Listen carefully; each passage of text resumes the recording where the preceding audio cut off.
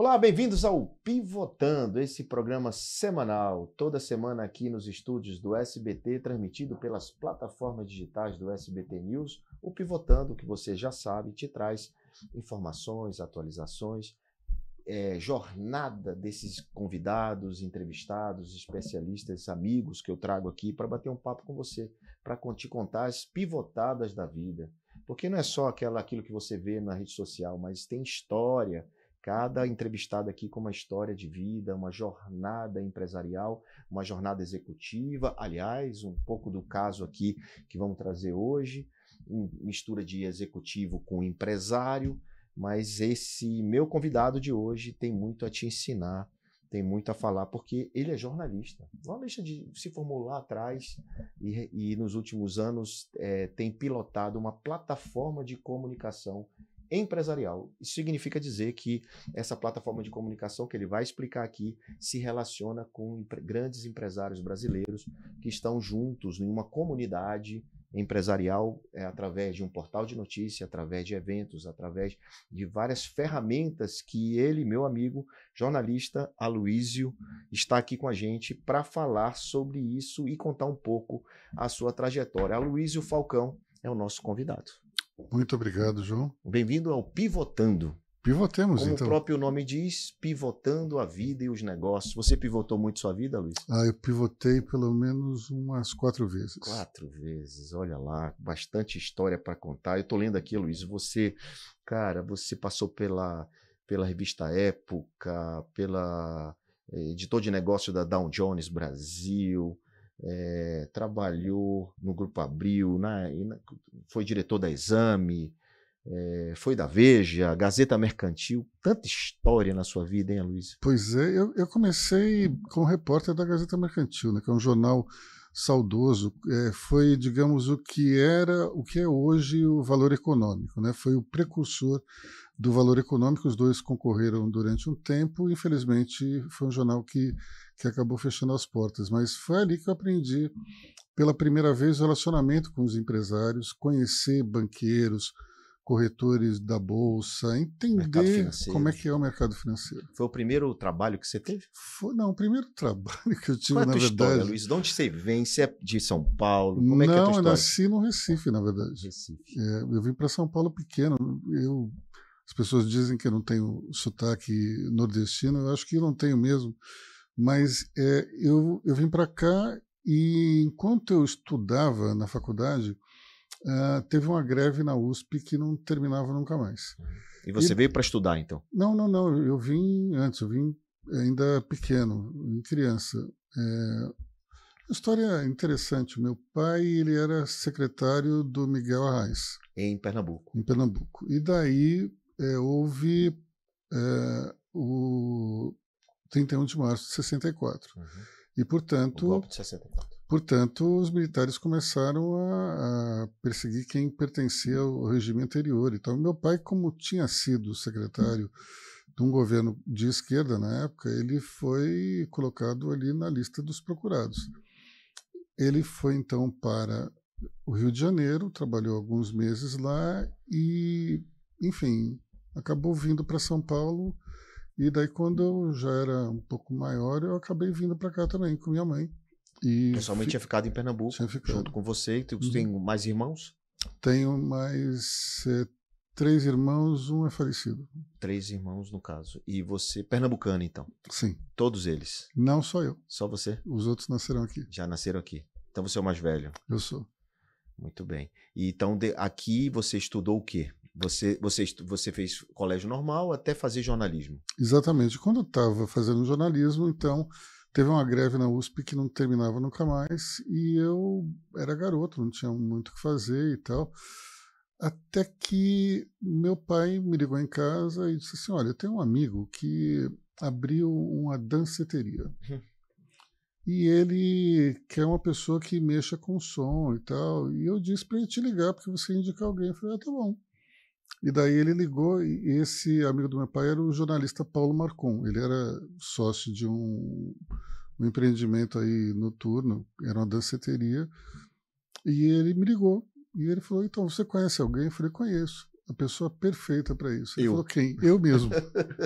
Porque eu, quando garoto, eu fazia som para festas e tal, sempre gostei muito de mexer com música e acabei, então, sendo DJ profissional por algum tempo, até Caramba. que eu terminei a faculdade e fui trabalhar na Gazeta Mercantil. Quer dizer, comecei um pouco antes como estagiário. Você largou a música. Larguei a música para... Se formou em jornalismo e foi trabalhar na Gazeta Mercantil. Exatamente.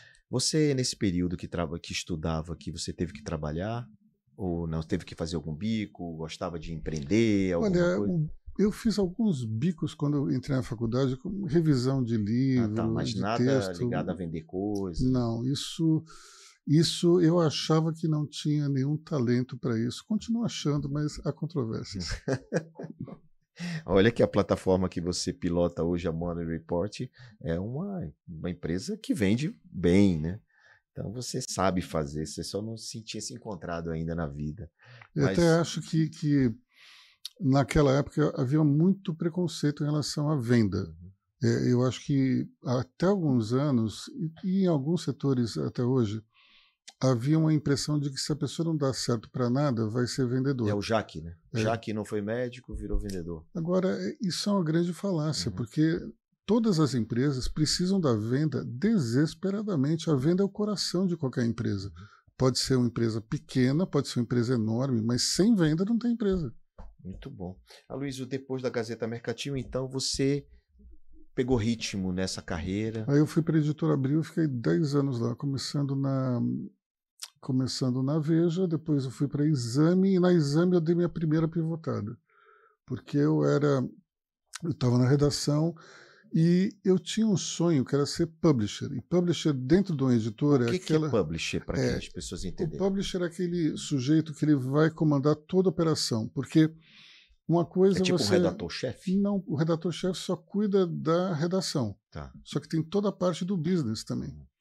No caso de uma revista, tem a circulação, que é a venda em banca e também as assinaturas, tem o marketing da venda, tem também a publicidade, tem uma série de coisas. Então, o publisher é como se fosse um CEO. Exatamente. De uma revista. É isso mesmo. E você queria ser esse publisher, mesmo sem experiência, só sendo jornalista. Exatamente. Aí, Mas você foi fazer curso, foi se especializar? Aí eu pedi para sair da redação e ir para o comercial da revista.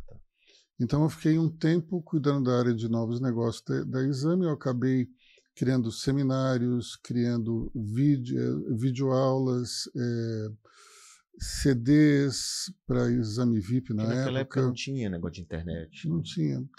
Até que a gente tinha também uma revista chamada Informática Exame. Certo. E eu sugeri que a gente fizesse uma BBS da Informática Exame. BBS era uma espécie de antepassado da internet. Era um jeito online das pessoas entrarem e se relacionarem.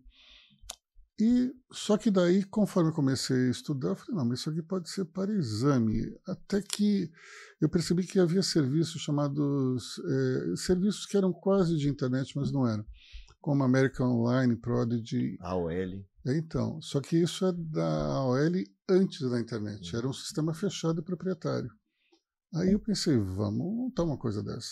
Quando eu estava começando a estudar esse mercado, aí surgiu a internet como a gente conhece hoje, só que com uma velocidade muito menor, com muito menos recursos gráficos. Internet discada, fazia aquele barulhinho. Exatamente, era tudo por modem, era um show de horrores. Bom, você chegou a ser publisher da Exame? Não cheguei, porque nesse meio tempo o projeto online ganhou tanto corpo dentro da Abril que virou um projeto à parte. Eu saí da Exame para trabalhar nesse projeto chamado Brasil Online, BOL, que depois se fundiu com o Universo Online e as duas empresas formaram o que se chama hoje de UOL. Mas você chegou, então você foi para o UOL com esse projeto? Não, porque nesse meio tempo eu acabei indo para a TV Globo. Tá. Aí você foi para a TV Globo como jornalista ou como... Não, para cuidar também do que seria o início do projeto Globo.com. Tá. Então Só que naquela época o que aconteceu foi o seguinte, havia uma febre de privatizações do governo federal. E a Globo tomou uma decisão estratégica que foi se unir ao Bradesco e à AT&T para entrar nas concorrências dessas privatizações. E eles não ganharam nenhuma. Eles perderam absolutamente todas as concorrências. E você estava lá embarcado nesse projeto? Só que eu acabei saindo um pouco antes, porque eles falaram, olha, a gente vai cuidar disso aqui, não vamos ficar no trabalho de vocês, está muito bom e tal, mas a gente não vai olhar agora para isso. Então eu acabei saindo, voltei para São Paulo, aí que eu fui trabalhar no Dow Jones. Tá. Bom, você chegou na Exame ou na Globo, você chegou a algum cargo de diretoria? Você na Exame, sim, como diretor. Sim. Você saiu de lá como diretor? Sim, saí do Brasil Online como diretor. Então, porque você entrou como jornalista e foi até o cargo de diretoria, como executivo, né? O que eu estou querendo dizer com isso é que existiu aí uma trajetória de crescimento profissional, né? Sim. Como executivo. Então, você alcançou outros patamares e foi fazendo atividades dentro da empresa e foi mostrando serviço. Né? Porque as pessoas ficam assim, aquela história de, putz, eu entrei aqui, mas eu quero ser diretor, eu quero ser alguma coisa a mais. E não é fácil, né? Você...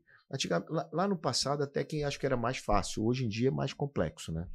Eu acho que é mais complexo, embora talvez a ambição das gerações mais novas seja maior. As pessoas já entram numa empresa querendo ser promovidas rapidamente, né? Eu tenho um amigo que tem um hotel, por exemplo, na Bahia, e ele estava andando no hotel, vem um rapaz, olha, eu quero falar com o senhor e tal, porque eu queria discutir as minhas condições aqui na empresa. Qual é o meu futuro aqui, qual né? é o meu futuro e tal, não estou enxergando tantas oportunidades de promoção.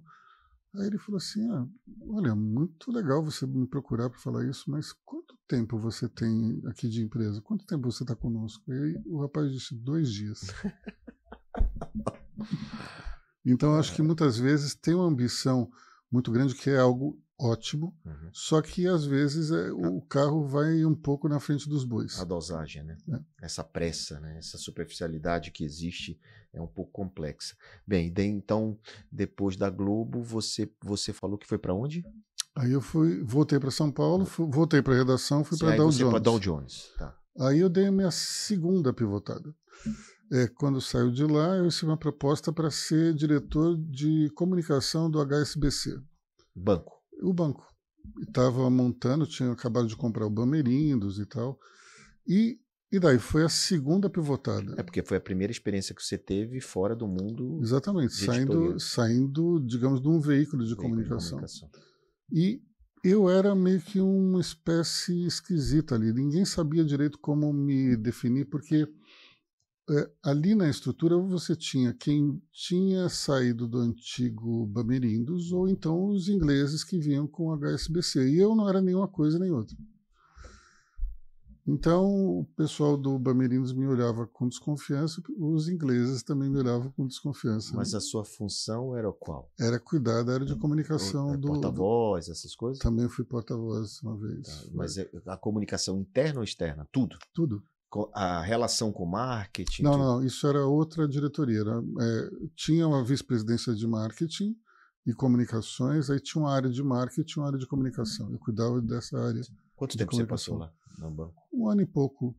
Aí eu acabei recebendo uma proposta para trabalhar numa editora que estava sendo montada pelo fundo de private equity do Banco Pátria, naquela época chamava Patrimônio. E foi aí que eu trouxe a marca Forbes para o Brasil na primeira encarnação. Isso foi... qual foi o ano? 2000, 99 para 2000. A primeira vez que a marca Forbes veio para o Brasil veio pela sua mão. Sim. E você, depois disso... mas aí você foi um modelo empreendendo, né? Um modelo desenvolvendo. Olha, eu desenvolvi, porque eu que sugeri, eu fui até os Estados Unidos, negociei o contrato, toquei o projeto no início, e daí o fundo resolveu que ele não queria mais trabalhar em comunicação. Aí passou todas as revistas do portfólio para frente para outra editora e me deu. Para essa nova editora. Deu a revista Forbes para mim. Tá. Então no processo você meio que teve que empreender. Exatamente. Você teve que ter seu CNPJ para desenvolver aquela... E daí eu acabei vendendo a revista, trabalhei um pouco com ela, assim, com os novos donos, saí para assumir a direção da revista Época, na Editora Globo, e também... Voltou para a Globo. Voltei para a Globo. Para tocar a Época. Exatamente. E daí, depois de um tempo, eu assumi toda a parte editorial da companhia.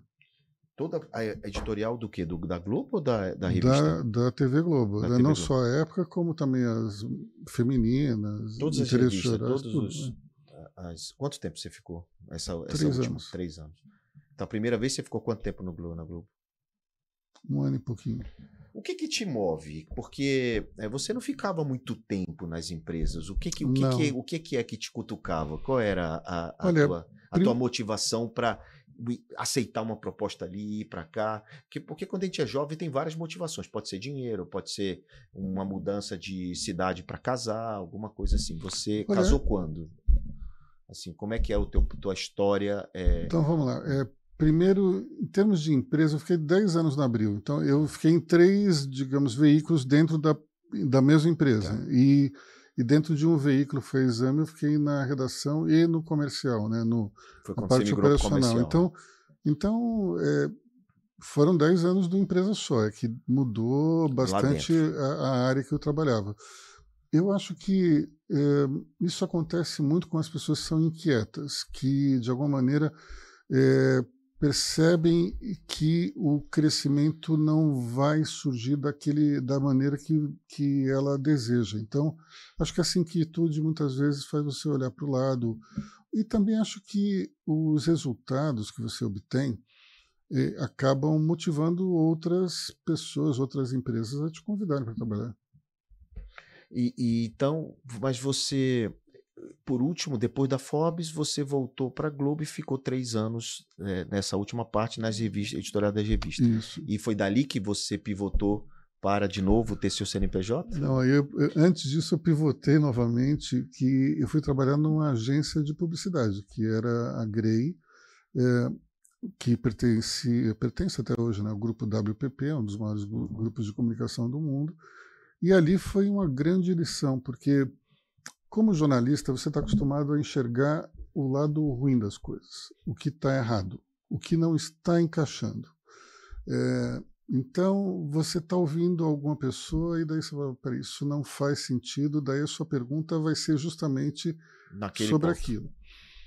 Como publicitário, a vida é completamente diferente. O olho do publicitário tem que ser naquilo que está dando certo, naquilo que é bom, naquilo que é correto. Na oportunidade. Na oportunidade, você tem que trabalhar aquela oportunidade, aquilo que é bom.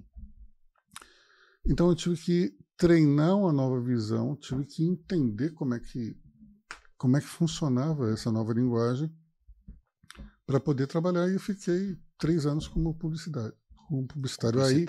Aí que eu montei o meu CNPJ, porque eu cheguei à conclusão de que eu já tinha mais de 40 anos e achava que eu tinha que ter o meu próprio negócio. O etarismo acho que é um problema, ainda né? Talvez tenha diminuído, aumentado, não sei, mas eu percebi que eu preferia depender somente de mim do que depender de uma empresa tendo eu mais de 40 anos naquele momento. Você sempre escreveu? Você teve blog? Você escrevia nas edições que você participava? Sim, você escrevia textos seus ou matérias? Olha, Porque hoje você é um grande articulista, você escreve muito bem, textos maravilhosos, eu sou leitor. Então, eu fico pensando assim, você fazia isso há muito tempo? Olha, sim, só que é um pouco diferente, porque hoje eu tenho, digamos, controle da minha própria pauta, né? Então eu escrevo sobre o que eu quero, mas como repórter você cobre mais o dia a dia, aí depois, dentro da carreira de jornalista, você sobe para editor, depois de repórter, e daí você tem que não somente fazer os seus textos, como também acertar o texto dos outros. Né? Tem que cuidar da pauta. Quando você é diretor de redação, então, você escreve somente o editorial da revista. O resto, você tem que olhar o que os outros escreveram, fazer modificações, ou então pedir para que a coisa seja refeita, enfim. Mas é um trabalho mais, eu diria que autoral. É mais você comandar para onde vai a revista e também ser uma espécie de guardião dos valores da revista. Eu vou te dar um exemplo. Quando eu estava na Exame, teve uma reunião da Abril que juntava uma consultoria dessas famosas com todos os principais nomes ali da empresa, e daí a conversa começou com ele mostrando todas as grandes companhias de consumo, como é que elas atuavam. E era uma coisa muito sintonizada em cima de pesquisas de mercado, o que os consumidores queriam, ou até hábitos para tentar entender, mas basicamente as empresas faziam aquilo que os seus clientes demandavam. E daí o consultor me perguntou, e vocês? Qual foi a última vez que vocês ouviram o seu consumidor, o seu leitor? E ficou todo mundo com aquela cara, né? Porque a gente não via ninguém. E daí foi como eu imaginava que ele já previa que isso iria acontecer, uma apresentação mostrando que nós tínhamos que ouvir o leitor para dar aquilo que eles estavam interessados, né? Daí eu disse assim, olha, eu gostaria de discordar. Daí você falou, como assim? Você acha que você não pode ouvir o leitor? Eu falei, não, não é isso. É que as revistas, elas têm a sua linha editorial. Então, se eu fizer... Aqui era um momento assim que se falava de privatização da Petrobras. Eu falei, se você fizer uma pesquisa entre os nossos leitores, você vai ver que provavelmente uma maioria pequena, mas uma maioria, vai ser contra a privatização da Petrobras. Só que nós somos a favor. Se eu for ouvir o leitor, eu vou ter que fazer uma coisa que é o contrário do que a revista prega. Uhum. Então, eu não vou ouvir o leitor, não. Aí o sujeito ficou sem ter o que falar. Entrou um outro jornalista, o Ricardo Sete, que era o diretor do grupo Playboy, e falou assim, olha, o que o Aloysio está falando é que as revistas têm uma ideologia.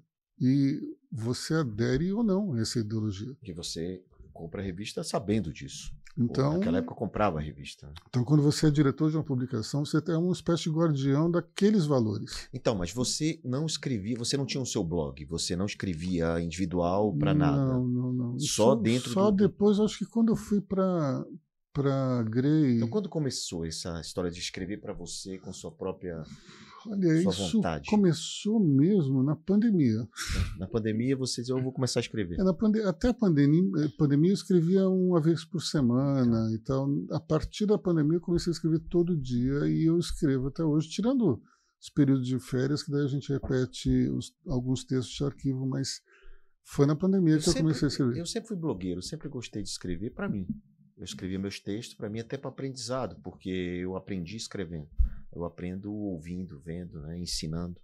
E eu sempre escrevi para melhorar, aprimorar. Eu tenho 11 livros, então parte desse meu livro tiro dos blogs. Hoje eu uso o Medium. Né, eu não escrevo muito para algumas colunas. Até tenho na Exame e tal, na Gazeta do Povo e tal, mas eu... A gente é colega na Exame. Exato. Então, mas eu escrevo muito para mim, no meu blog, no meu Medium. E você hoje faz isso na Morning Report, que a gente já vai chegar na Morning Report, mas eu estou vendo aqui que depois do grupo Grey, do grupo WPP, você também foi diretor do Círculo Milênio. O que é isso?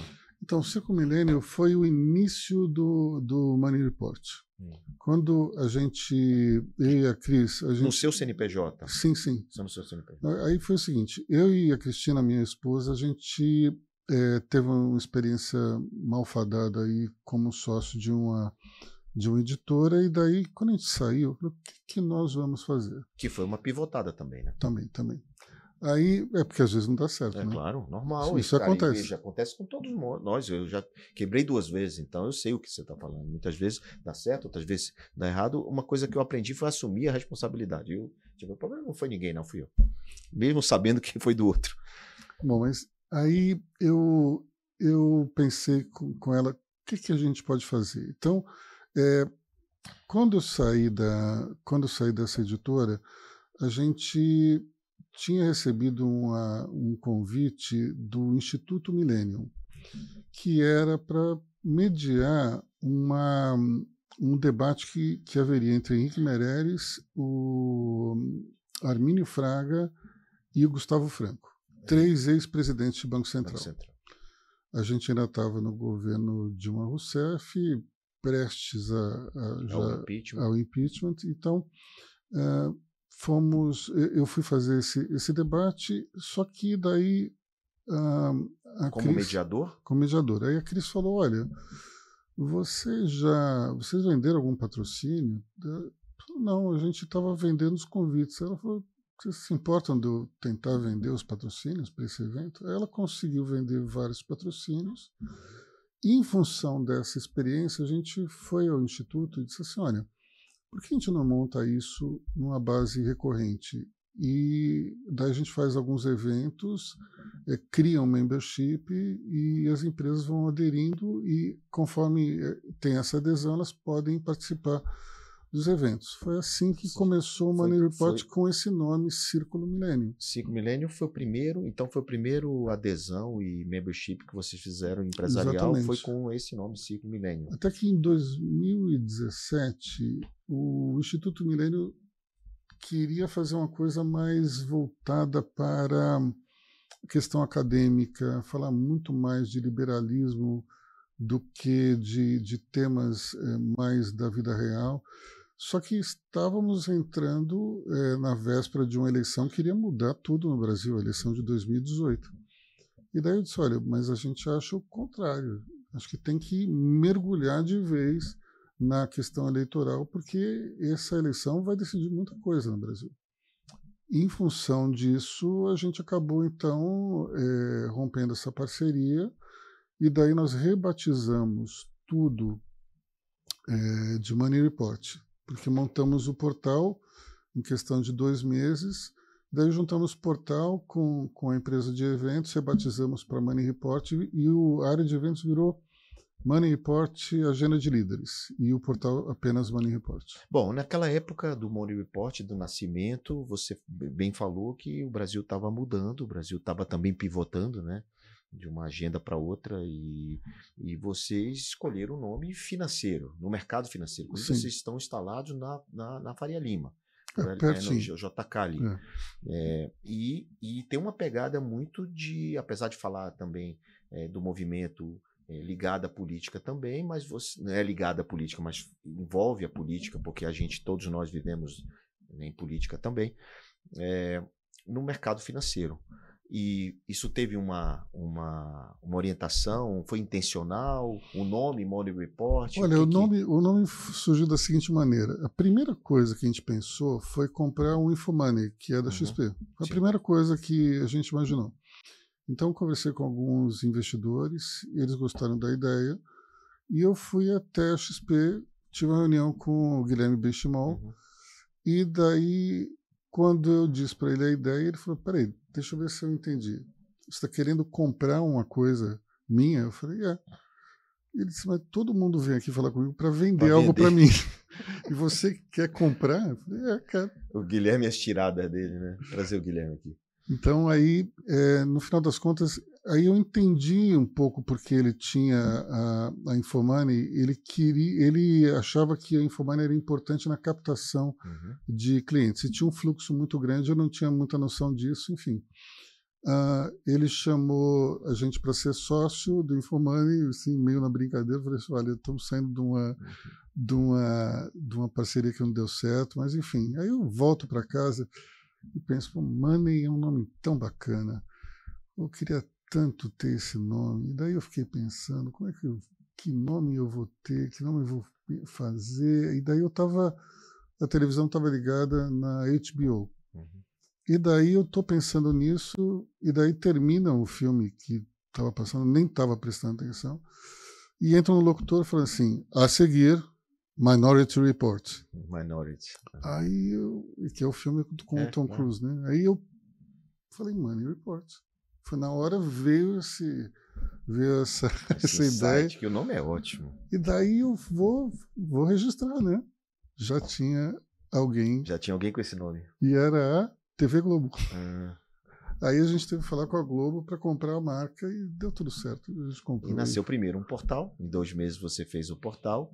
e já tinha feito alguns eventos, já tinha essa experiência de ter feito esses eventos corporativos. Aí virou a chave do nome e foi embora. E foi embora. E aí começou só você e a Cris, ou já montou estrutura, já foi para cima? Não, Porque já você tinha vindo de redações Não, sim, completas, a gente montou né? uma redação... Você montou um negócio estruturado. Estruturado. A primeira redação que a gente montou tinha 12 pessoas, que era uma redação que hoje eu percebi que não precisava de tudo isso, especialmente agora com inteligência artificial, você não precisa de uma equipe tão grande, né? Mas, enfim, tem que aprender também. Me fala o que é, qual é a base do Morning Report hoje, assim, o que vocês defendem, qual é a agenda, o que vocês discutem com os empresários, como é que quem são esse tipo segmentos desses empresários, o que representa o Morning Report hoje para o mercado? Logicamente eu sei, mas o público não sabe.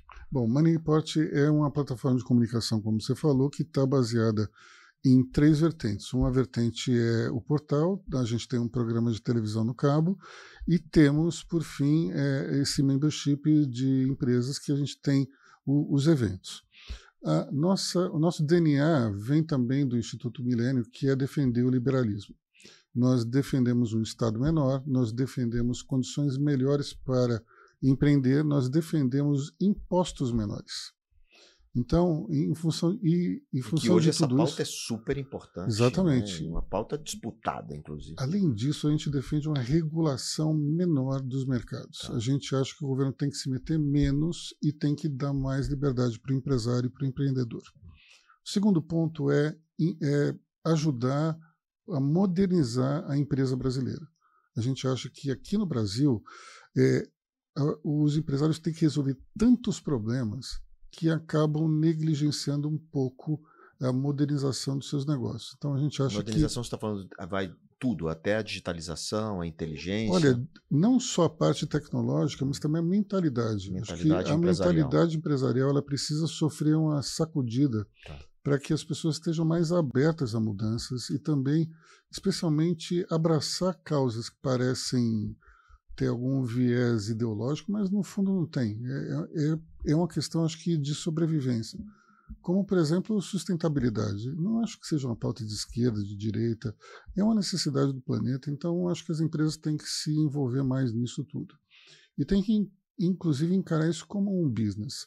As novas gerações elas são muito mais ligadas nisso do que a nossa foi. Então, exatamente. Eu imagino que se você tiver uma empresa que é dissociada das questões de sustentabilidade, as novas gerações não vão comprar o teu produto, o teu serviço, ou vão até trabalhar na tua empresa. Então, acho que a gente tem que ver isso aí com carinho.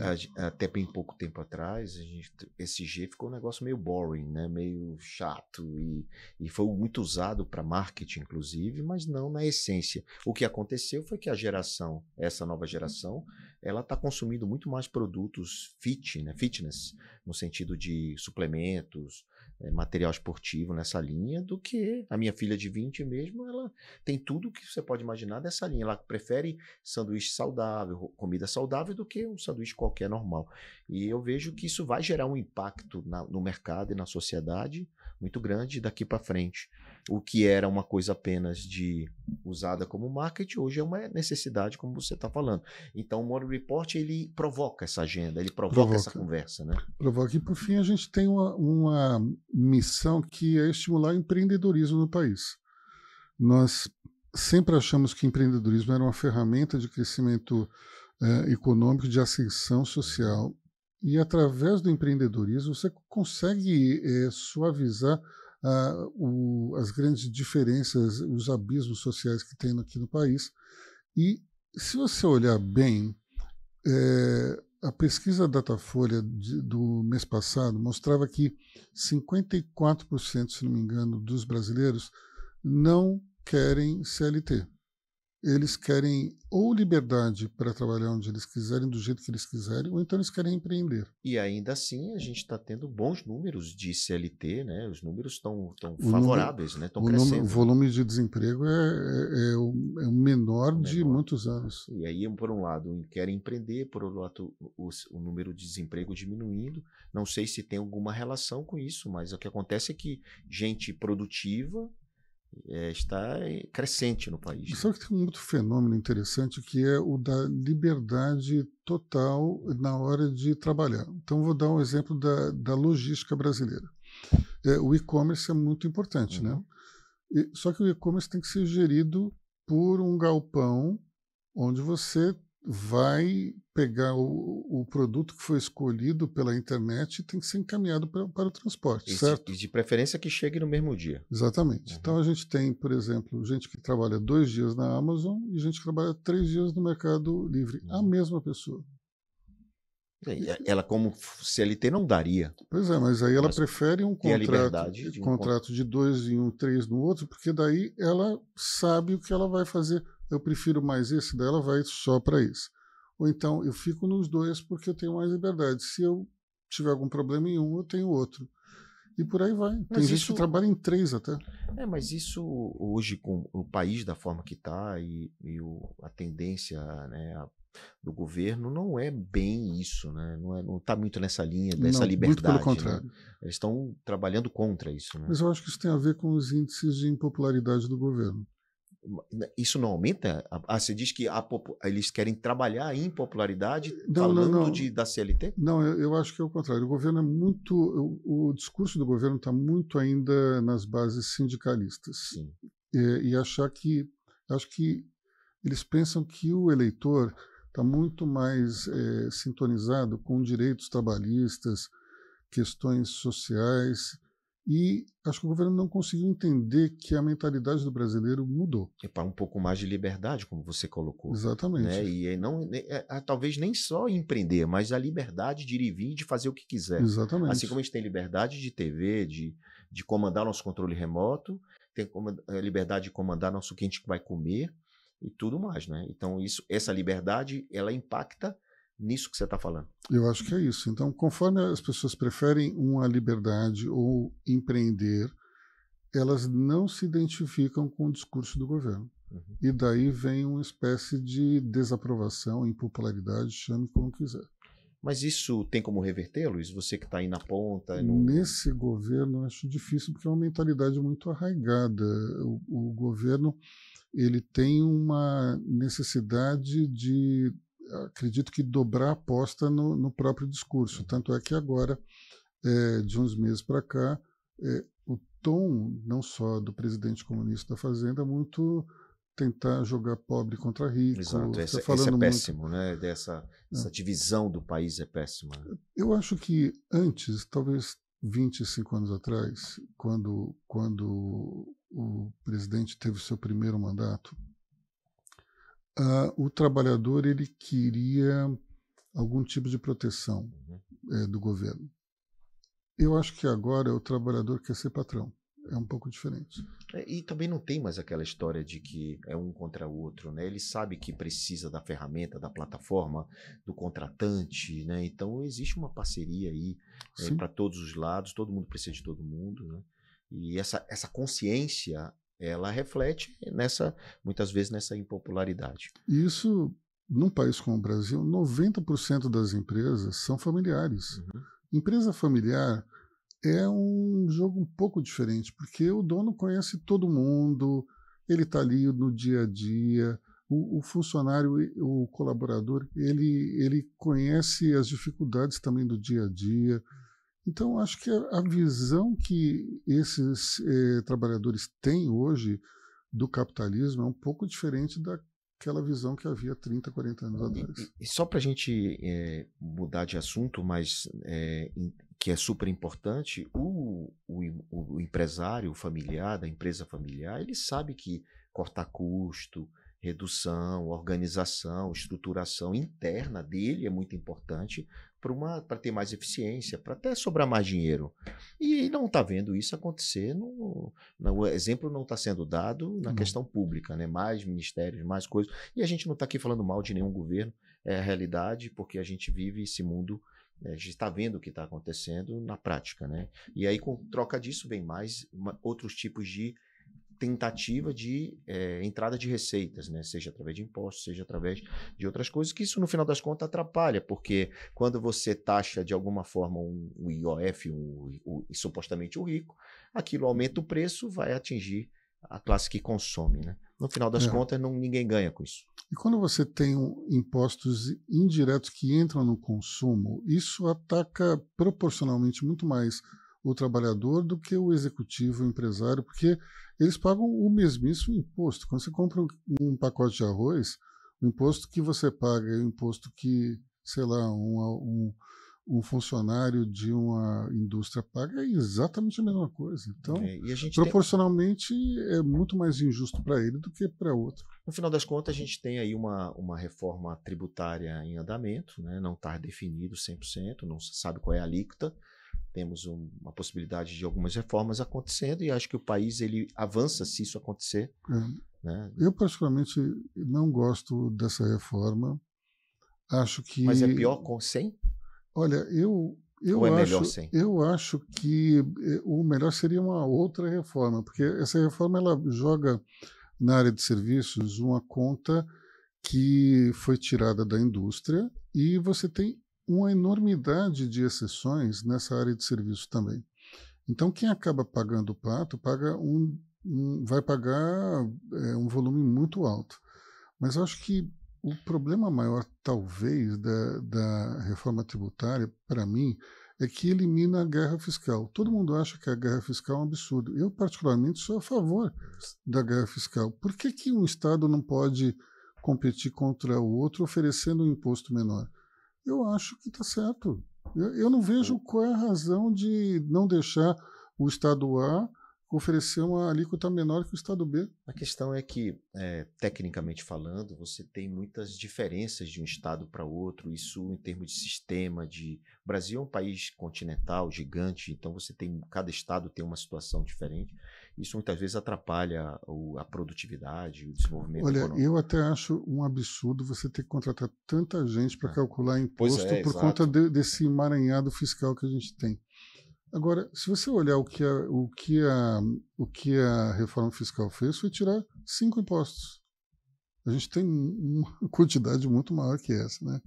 Eu acho que a reforma tinha que ter sido muito mais audaciosa e ela não poderia, eu acho que, jogar todo o custo na área de serviços. Conforme isso for entrando, os dois sistemas vão conviver e a gente, daqui a talvez 8 anos, tenha a migração completada, a gente vai ver que a área de serviços vai pagar muito caro. Vamos ver daqui para frente, mas o que você está sentindo, além dessa parte política? Você está sentindo muitos empresários, porque hoje o Money Report, gente, ele tem um grupo de 200 empresários que são membership, são associados, né, assinantes da Money Report, não só dos eventos. A Money Report faz eventos no Brasil e fora do Brasil, né? Tem um evento todo ano em Nova York, por exemplo, na Semana do Brasil, Money Week. O Money Report é uma das empresas que faz essa atividade com seus membros, né? E você está vendo muito interesse do empresário brasileiro, do investidor brasileiro em levar o seu recurso para fora também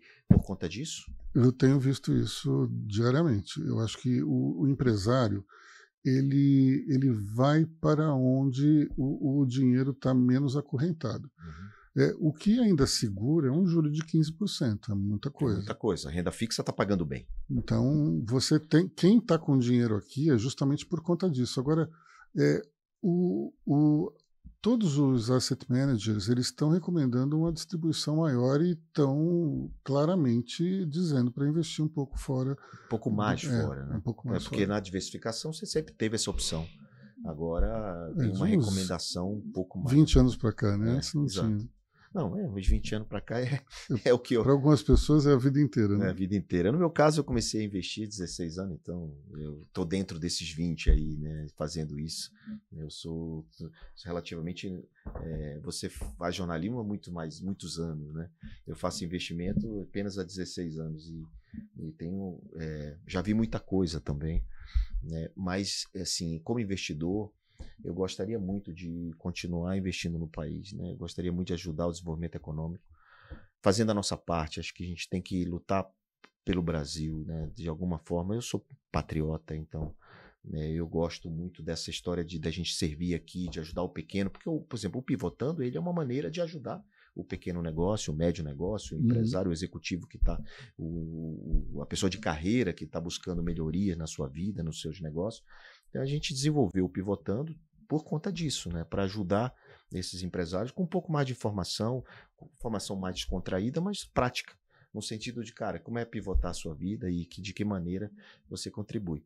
O que você enxerga do Money Report para frente? Esse modelo de membership, de eventos, ele é o que te norteia? Porque hoje o Money Report, além disso, tem também um programa, tem também um bate-papo que você faz na TV, na BMC News, né? E que é uma TV também conectada, muito parecida com a Bloomberg. Sim, né? É mais para o mercado financeiro e agora está pivotando um pouco mais, abrindo o leque mais para o business. O business. E você, Money Report, apesar do nome, você fala de tudo, né? Sim. A ideia do Money é justamente tudo que está circulando em torno do dinheiro. E daí a gente está falando de política também, economia, a macroeconomia, o mercado financeiro, não é só o dinheiro em si, mas tudo que vai interferir naquele dinheiro. A gente estava falando off aqui que você ainda hoje estava batendo um papo sobre cibersegurança, sobre criptomoeda. Então você discute lá no Money Report todo tipo de assunto ligado ao money e ligado ao mercado financeiro, na qual a política faz parte também. Né? Porque quem pode estar assistindo pode achar que é um ambiente político. Não. Não é um ambiente político, não é isso. Eu te diria que as discussões nos eventos políticos talvez não passem 15%. Pois é, só estou fazendo questão de reforçar isso para poder, já que a nossa conversa foi um pouco sobre política, mas não é, né? Muito pelo contrário. Eu vejo lá um ambiente empresarial, um ambiente de negócio, de networking, né? Porque é isso também que eu queria te perguntar. Você entendeu que o network é uma ferramenta? Olha, o networking é uma ferramenta, mas os praticantes desse esporte, eles precisam entender uma coisa. Você só consegue entrar no jogo se de fato você tem algo a oferecer para outra pessoa. Não adianta ficar pegando o telefone das pessoas, achando que você vai estabelecer uma rede imediatamente. O networking ele funciona da seguinte maneira. Se eu tenho uma caneta que vai assinar um contrato importante, então eu tenho um valor. Mas se eu tenho, digamos, relações com outras pessoas que são interessantes, isso também tem um valor.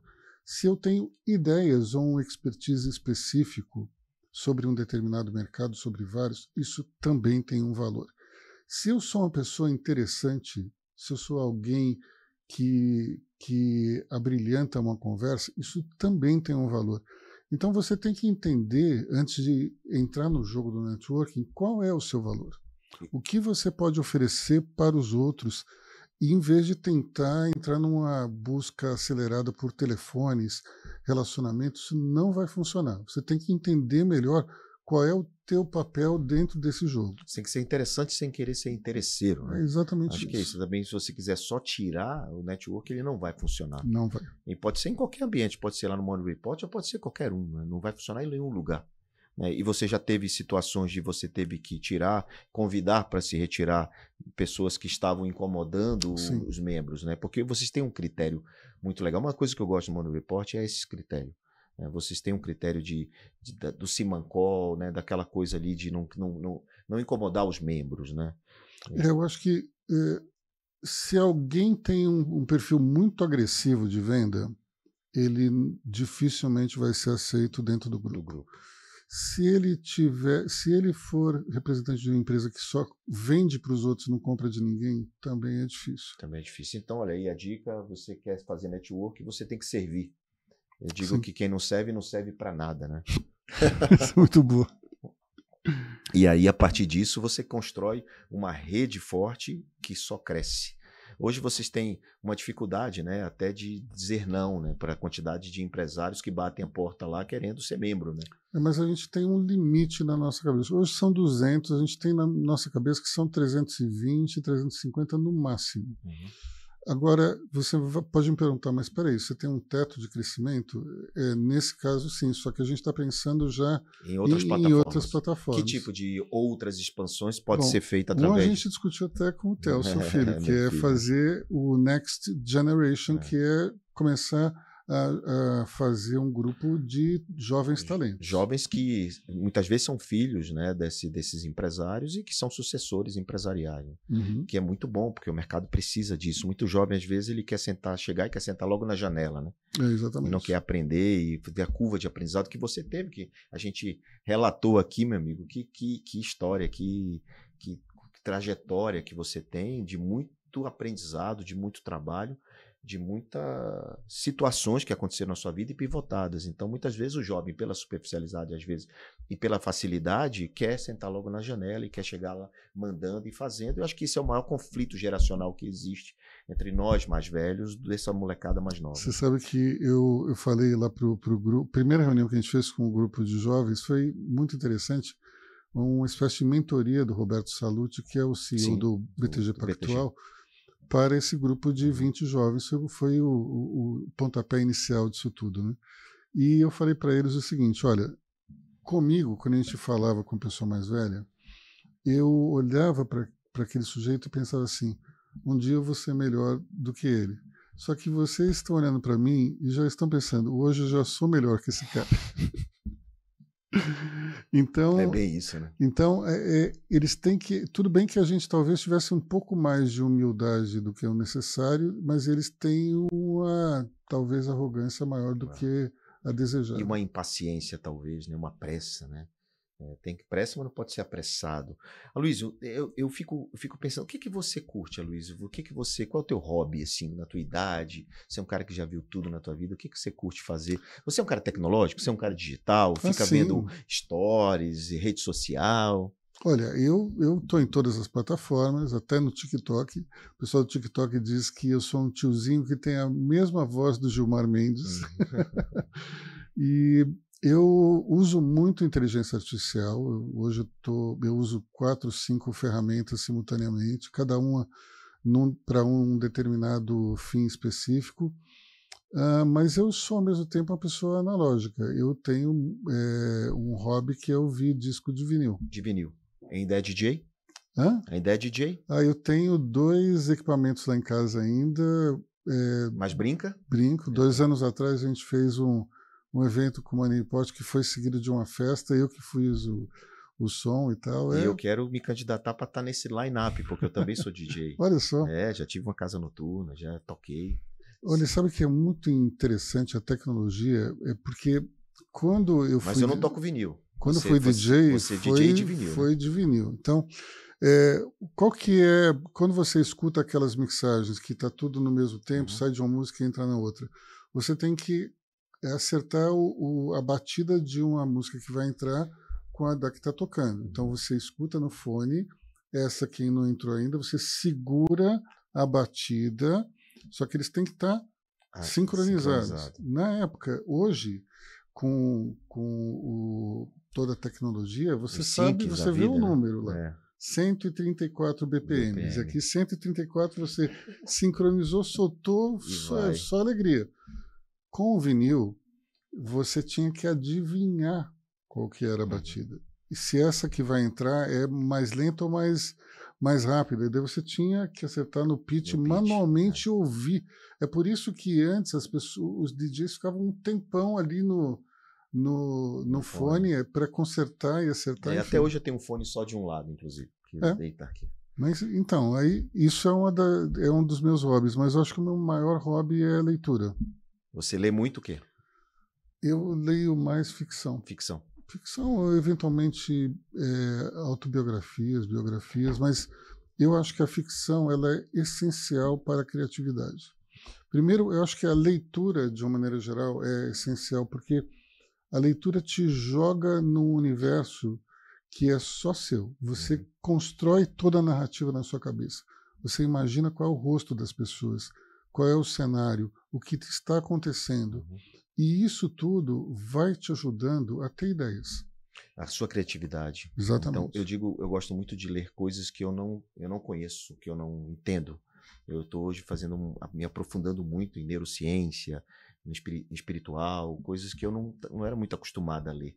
Tanto é que meu novo livro, Coração Ensinável, veio disso. Veio desse aprendizado, aprofundar um pouco mais coisas que eu não conseguia entender. A vida é para ser vivida, não para ser entendida, mas eu fico provocando isso também. Eu gosto muito de me provocar, principalmente as coisas que eu não entendo e não sei. Então, eu vou aprender, vou estudar, sou aprendedor.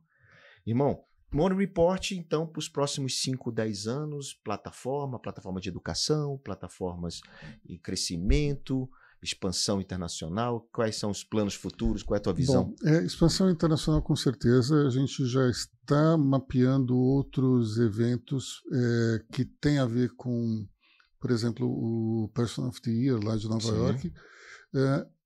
Inclusive tem uma ideia de se trabalhar algo parecido na Europa com a Câmara de Comércio e a gente criar esse prêmio em vez de esperar que outra Câmara faça. Temos também a ideia de fazer essas plataformas que são mais nichadas. Como a de jovem. Tendo jovens, a gente está querendo também montar outra com pessoa mais sênior. Porque existe uma geração enorme de pessoas que está se retirando do mercado, indo para os conselhos. E eu acho que isso é uma oportunidade muito interessante também.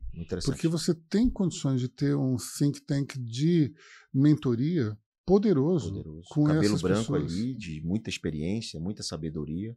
Isso é bem pensado. Isso é realmente esse ambiente de conselho, ele é muito poderoso. Assim como esse ambiente jovem também é muito poderoso, porque de certa forma são eles que vão tocar esse país para frente, né? Agora os eventos eles vão mudar, acho que bastante o seu formato, sabe, João? Eu acho que as pessoas não têm mais paciência para ficar 2 horas ouvindo uma palestra. Eu acho que especialmente com os mecanismos de inteligência artificial, muita gente vai ligar o gravador e depois vai pedir um resumo. É o que já faz com o Plaud da vida, né? Pois é, o Plaud mudou a minha vida totalmente. Porque eu tinha que coordenar um evento, anotar tudo que está falando, fazer as perguntas. Hoje eu deixo o Plaud ligado e eu só pergunto. Não tenho mais ter aquela preocupação de anotar, de verificar, de ficar 100% atento a 3, 4 situações momentâneas, né? Simultâneas. E o Plaud te ajuda nisso. Plaud, pessoal, é uma ferramenta, um aplicativo. Você tem ele aí? Tem ele aqui. Pois é, o Plaud ele grava tudo que você está falando e ele te faz um resumo através da inteligência artificial de uma maneira muito rápida, muito dinâmica, instantânea, que é esse simples aparelhozinho aqui, chama PLAUD, Plaud, e ajuda bastante. Plaud mudou minha vida. A minha também. A sua também. E fica aqui. A dica. Fica aí no celular, grava tudo. E a gente pode gravar essa conversa aqui, daqui a pouco a gente tem um resumo desse nosso. Tem o resumo, tem um mapa mental. Mapa mental e tudo que a gente quiser, porque a inteligência artificial está aí. Só que nós temos que ser mais inteligentes que a inteligência. Exatamente. Porque se você pergunta coisas óbvias, ela vai te responder obviedades, né? E aí reclama. Eu vejo muita gente, essa inteligência não está respondendo o básico. Não, você não está sendo inteligente ao ponto de perguntar corretamente. Isso é verdade, mas eu acho que eu fico brincando que o programador de algumas ferramentas parece o Rolando Lero, porque ele fica, quando não sabe direito, ele fica ali cercando o Lourenço, não diz direito o que acha, o que é, mas eu acho também que existe uma programação para não falar mal de ninguém. Então, se você pergunta alguma coisa sobre uma pessoa, a pessoa é sempre incrível, de alguma maneira. Eu criei a minha inteligência, eu tenho uma área minha, né? Então eu subi meus livros, eu subo muita coisa, isso não é público, isso é particular. Então, muitas vezes eu peço para ele me ajudar com algum pensamento e ele fala como eu, como eu sou, né? Então, por conta de que a minha inteligência... Mas ela foi customizada para mim por conta dos meus livros e todos os meus vídeos e tudo que eu faço está lá. Um dia ainda vou ter uma só para mim. Não, mas por que não, cara? Você pode... O OpenAI está aí, você entra lá, mais ChatGPT e cria sua área. É isso. Aloysio, ninguém pode ir embora do Pivotando sem deixar uma dica final, sem deixar uma lição, algo que você não falou. Se você quiser, no seu coração, para empresários, para o governo, para o que você quiser. Para empreendedores. Eu diria o seguinte, que pivotar é a essência do empreendedorismo, especialmente no mundo atual. O mundo atual, primeiro a gente teve algumas mudanças muito fortes com a criação do smartphone, depois com todos os aplicativos que vieram dentro dessa área digital, mas a inteligência artificial vai mudar muita coisa. E a gente não pode ser prisioneiro das nossas ideias. A gente não pode ser apaixonado demais por aquilo que a gente acredita, porque o cenário vai mudando e a gente vai ficando para trás. E eu acho que é a primeira vez, talvez, na história da humanidade em que você tem a possibilidade de gente mais velha se atualizar tão rapidamente quanto as pessoas mais novas. E para isso acontecer, é só ter a mentalidade aberta. É por isso que eu acho que pivotar é tão importante. Pivotar a sua vida, pivotar seus negócios, pivotar a sua paciência também, por que não, né? Olha, Aloysio, a gente também tem um presentinho do Pivotando para você. Opa. Então, Aloysio, tem um presente aqui personalizado, que é uma xícara igual essa daí, com uma canequinha com seu nome, um café legal, gostosinho com seu nome, que a gente, para você guardar de lembrança do Pivotando. Muito bom. Esse é uma startup de dados variáveis que você pode mandar para todos os clientes e membros, você escolhe o que tem dentro da caixa e ela envia automaticamente. E tem um mix de castanhas também. Tem um mix de castanhas. Muito obrigado. Bom, gratidão pela sua presença.